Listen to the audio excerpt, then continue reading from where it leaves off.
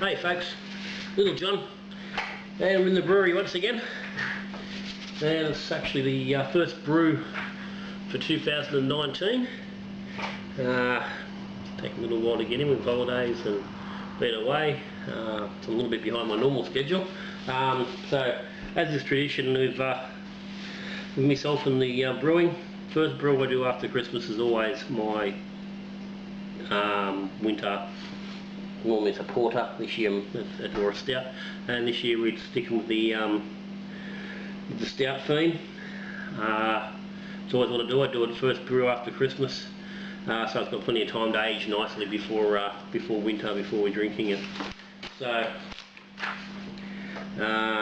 today's brew is a little different for me, pushing just a little bit with the stout. I normally err on the side of porters, what's that, the stouts, but as with all things Little John, and trying doing different things and not running the same thing over and over, this year I'm doing a Hoppy American Stout. I've never actually brewed an American Stout. I normally do it more English styles. So reasonably big stout this year, going to be a bit over 6% alcohol. It will have a bit of roast in it. I only adjusted the recipe just as the water was warming up this morning in the Robobrew. I added a little bit of black roast in there. I didn't have any roast in. I've added a little bit in, just to keep him with the whole stouty thing. But it's a hoppy stout, so I think I calculated about 150 grams of hops. This is only going to be a 13 litre batch coming out, so reasonably hoppy. Looking for about 62 IBU, 1062 starting gravity. So got the Robobrew, it's up the temp. I've milled the grains. So it's a quick run through what we're looking before we get in. We've got 3.3 kilos of Golden Promise, like of medium crystals, chocolate, some oats, special bean carafa, and a little bit of the old black malt. So there's plenty of depth. There's should be good caramel and chocolatey notes. A bit of good whack of coffee from the chocolate malt. Good whack of special B there to sort of push the fruity characters a bit. I've added a good whack of salt for the water as well. I wanted to push the mineral content on this a little bit. I wanted to give it a good bitey edge. So I've run with a little bit of calcium chloride, some magnesium, and a whack of gypsum, and probably a little more than what I'd normally use. As I said again, I'm just trying to push that bite a little bit, just to give this a little bit more, little more oomph than normal. I'm just going to do a simple, fairly simple mash on this one. 65 degrees for probably for 40 minutes, and then it's 72 degree rest, and probably run up to about 78 for a mash out. 22 litre is full volume. I've got 16 litres. Sorry, 21's full volume. I've got 16 litres in the Robobrew. I'll sparge with 5. So just a small sparge, just to make sure everything out of it. And all the grains going straight in. Normally with the stouts, I'll pull the dark malts back. I'll either put them late into the mash, or I'll cold steep them. I did consider cold steeping them last night when I was milling them up. And I normally like go to the cold steep with that late in the mash to try to keep the astringency levels down and and the bite from those dark grains. But I thought, no, in keeping with the whole pushing the limit on this one, I thought, no, I'll put the whole lot in the mash. So we'll got to get that on, get this grain in, then get this get the mash in going, get it happening.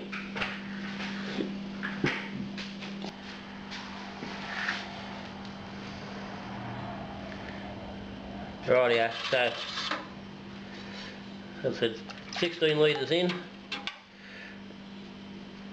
Let's get this grain happening. We're at 65 degrees, so I imagine we're going to drop a couple when this first goes in. That's okay. Bring him back to 65, no problem.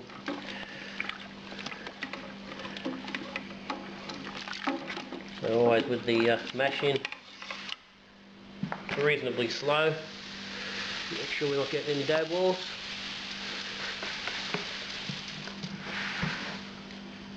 And always with the Robobrew, make sure you got your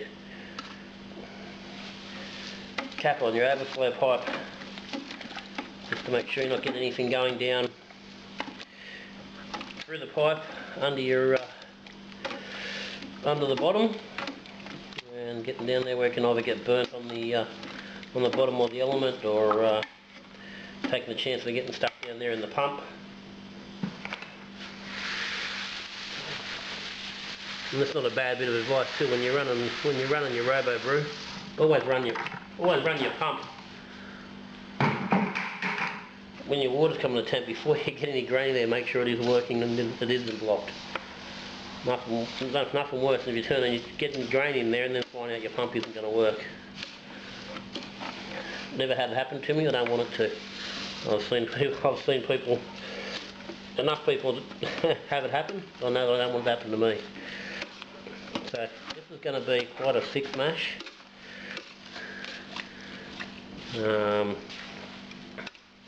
It's possibly a little bit on the small side. We'll see how we go. I may have to put an extra litre or two of water in here. I was a bit worried about that with the lower volume, whether it was going to be enough, but I think the reality is, by the time we actually get this circulating and running with the pump, we should be running water for this without any problem. We'll see how we go.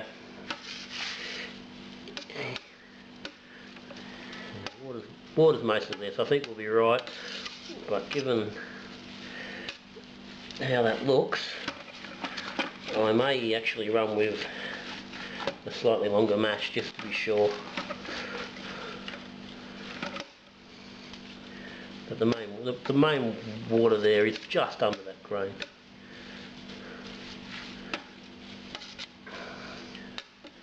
So I'm pretty happy with that.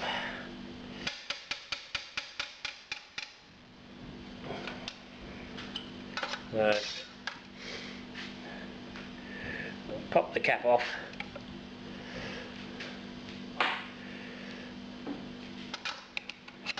So I'm pushing down just a bit actually. I'll get the top cover on. Now I don't always use the top cover, but as I say, given where that grain's sitting, I really want that to make sure when I'm recirculating that water, it's going to actually be running through that pipe and through all that grain. So I think by putting the top plate on, it's going to make sure the water takes a little bit long and actually does run through everything there. So I'm going to leave that now for about 10 minutes just to settle, then we'll come back and I'll get the pump started.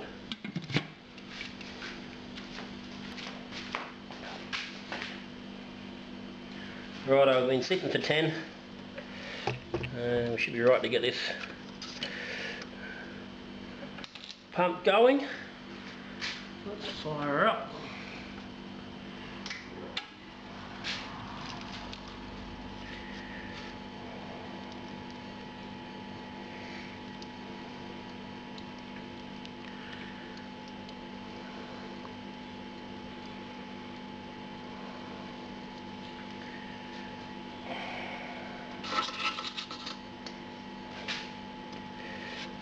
Yeah, so just a bit of a concern with this, the the thickness of that mash as to how well this will recirculate.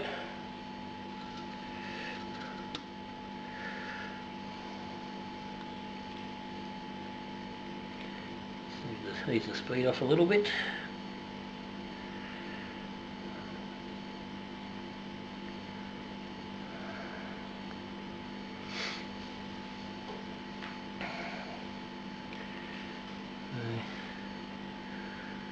Righto, that seems to be holding steady there. That's about what I want. I was hoping to just get that water above the above the bed, so all that grain is actually going to get some nice water passing through it. So I'm pretty happy with that. We'll get the heat back on. So it has dropped a couple of degrees over that 10 minutes. It should be right. So with that grain there, I'm just going to give this I'll give it 40 minutes from now before I raise up to the next step. So 65 degrees for 40 minutes from now. It's sitting on 62 at the moment, so that'll only take a second to come back.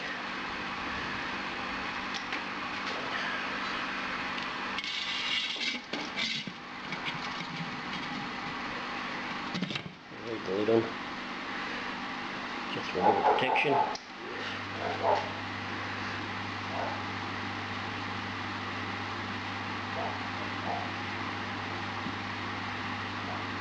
Righto, all good. We'll let it run and we'll come back a bit later. Righto, mash is finished.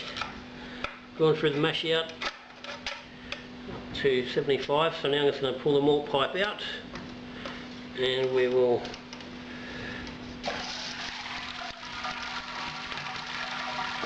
sparge happening.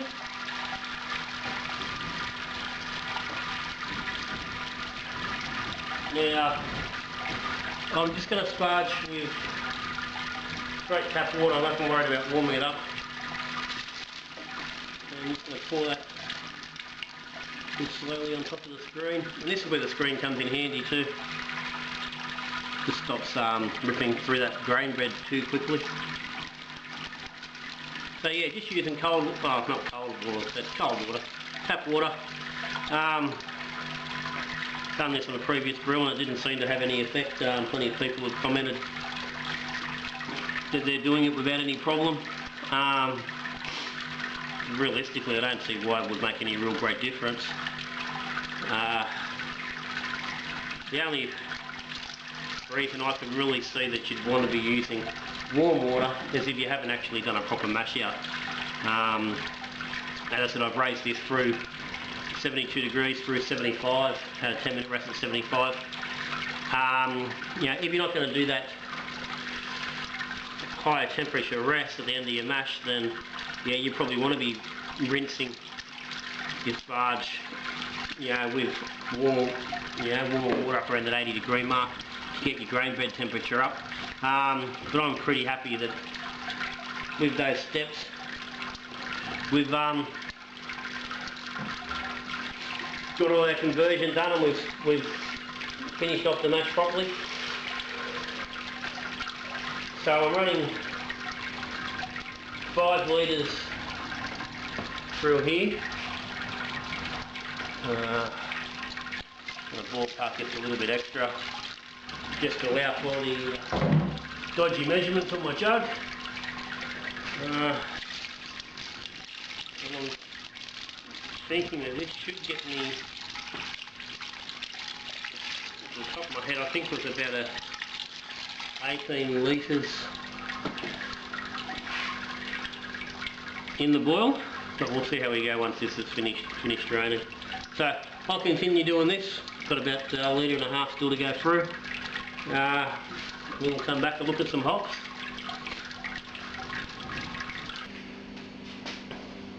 Okay, we've had boil's been on for 20 minutes and we're getting our first hop addition in, which is some Columbus. or more precisely CTZ. Okay, that's what I have. It's just straight in. Now, because it's a smaller brew, I've just got the 1900 watt element running. It's boiling quite good, so we bang on pre-boil target. Bit over 18 litres, sitting about 1056, 1057. Target was 18.3 litres at 1056, so that's looking pretty good. So we're 40 minutes to the boil. Next top addition 20 minutes. So we'll let this go for now.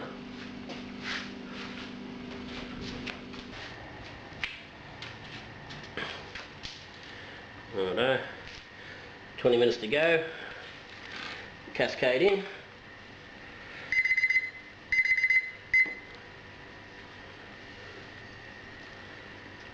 Righto, so give it 5 minutes. We'll drop a Wharf-Lock tablet in there with 15 minutes to go. And then we'll have a 10-minute addition of Chinook. And from that point I'll start running the pump, recirculating, make sure this is all clean, getting ready to pump through the chiller, which I'm just getting set up now.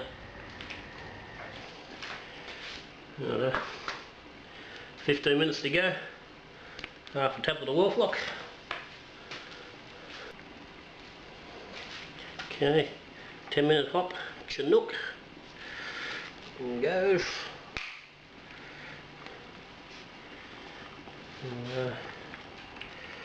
And we'll get the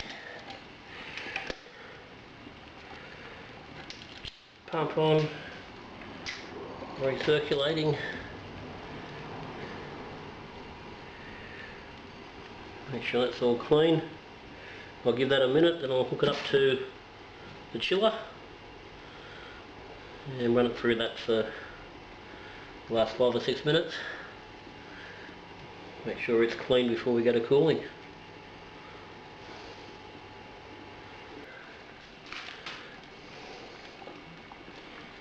Pop off for a second. Hook him up to under the chiller.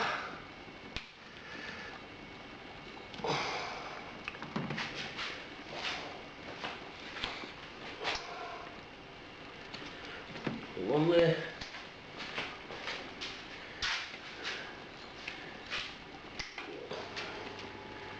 And run.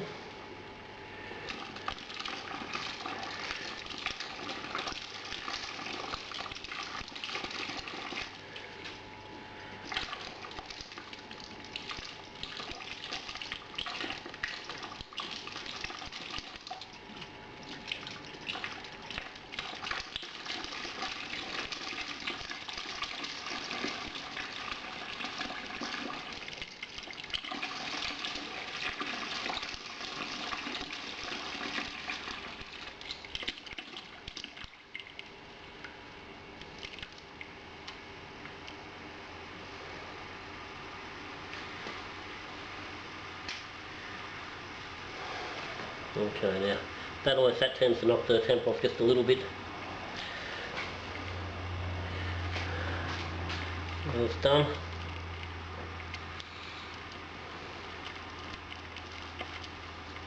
okay, this is just simply to sanitize the chiller and get any of that little bit of water that's still floating around in there from the last brew. Some of the sanitizer's gone in there. And again, this is what happens before the end. It's that little bit. Make sure it's all boiled off and clean.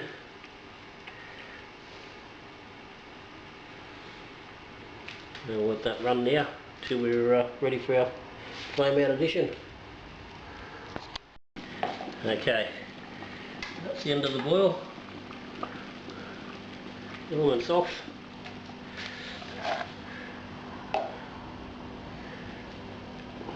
Now, flame out addition of what was going to be Cascade, but due to a Well, I didn't have enough Cascade, so it's Amarillo. In it goes, and pump back on.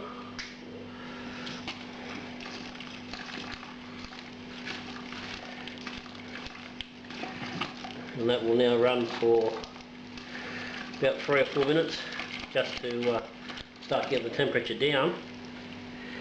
That'll give those mad hops just a little bit of time to have some impact. Then I'll get ice into the chiller here, and we'll run that straight to the fermenter as per normal.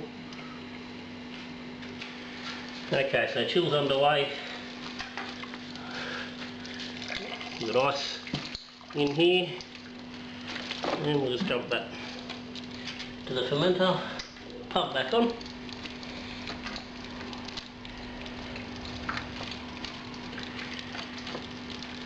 And I'll slow that down considerably.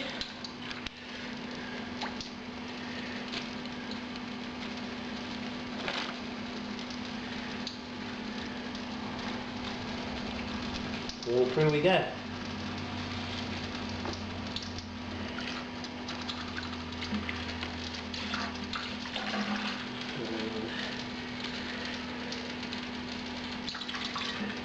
We're hoping that'll get us somewhere around pitching temperature. I'll let that run through now, and we'll come back, have a bit of a chat when she's finished, and see where we end up at, what our numbers look like. Rightio, we finished the transfer into the fermenter. Let's have a quick first quencher.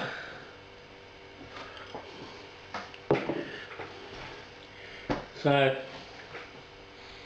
we've hit 13 litres in there, bang on target.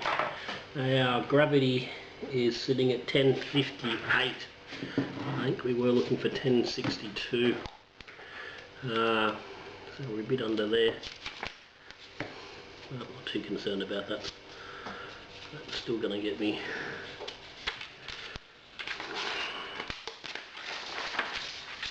somewhere, but yeah, I'm still fiddling around with the efficiency, and given it was only a small batch, that's probably I don't know, about a 4. It's all good, nothing major. So no G of 1058, 13 litres. As I said, that's only an efficiency issue, and that's easily tweaked, and that's probably a result of the lower volume. It's probably a little bit generous on my allowance, so that's okay. Not too fussed about that. Everything's gone along alright.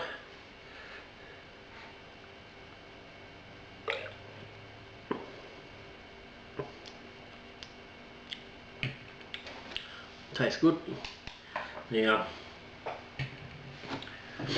we've cooled to about 22 degrees.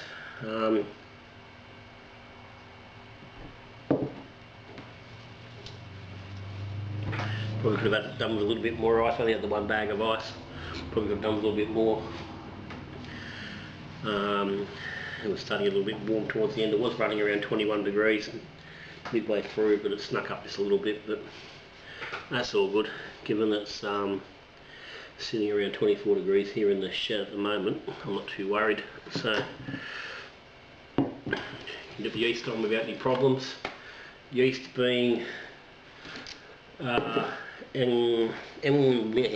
Mangrove Jack's M44, just for a starter, out of one pack, basically a 1 litre starter. In the end, it's been a 2 half-litre steps. I was originally putting this together to pitch onto a real ale kit beer I'd done that had stalled before I went on holidays. When I got back, by the time I actually went and pitched the extra yeast on it, it was infected. So I've kept this, added another half a litre of starter to it, just to make sure it's got enough numbers to deal with the high starting gravity. And and he's good to go. There's a nice layer at the bottom there, so I'm just going to get rid of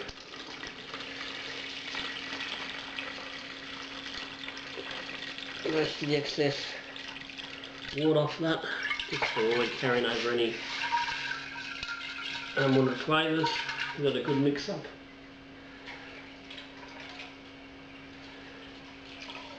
In she goes, yeah.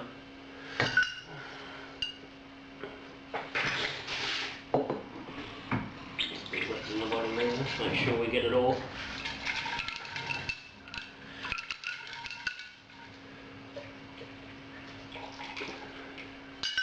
And she should be good to go. So, yeah, I haven't got a lot of headspace there, but in my experience, the M44 is not a cranky beast. Doesn't make a lot of krausen, so I don't think that's going to be too much of an issue.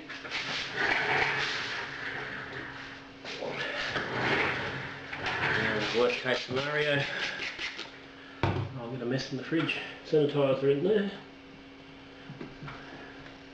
and I'll get that in the fridge. I'm going to do this one at 20 degrees. It is a little warmer than I like to do my ales, but again, we're pushing the hop flavours and the edge on this one. I think it's going to work a little bit better.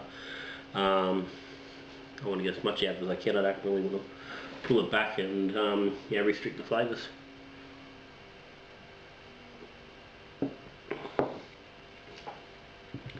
So that's it. The salty ball bag stout, and this will probably run for 2 weeks before getting bottled. I'd normally run it for free, but I've just discovered that I've not replaced my testing bottle or the temperature bottle in my keg, in the keg fridge, and as a result the bloody temp probe has been sitting out of the freezer since yesterday, since last night, which means that every keg is frozen, or at least partially. The lines at least are frozen, and kegs are probably partially frozen. So depending on how that turns out, I may be needing to get some beer on the tap a little bit quicker than I was expecting. So but we'll see how that turns out, and that's probably going to be addressed in a video in the probably next week. 5 on Friday. Next Friday was probably going to be dealing with making sure you don't freeze your kegs. But anyway, I've got plenty of beer. I'm certainly not going to run out, that's for sure. It's all good. So I'll get this fella on. So that's us for today, Little John. You got any questions or comments, as always, put them down the bottom. Yeah, ask away. If you haven't subscribed, hit the subscribe button. This is the crazy stuff we do all the time. We're looking at different things, trying different ways, different things, different ingredients, doing things a little bit differently, sometimes doing things a little bit normal, but doing it all. So that's me, Little John. When the stout done. So until I see you again, we're talking beer, we're drinking beer, or we're brewing beer. Good brewing.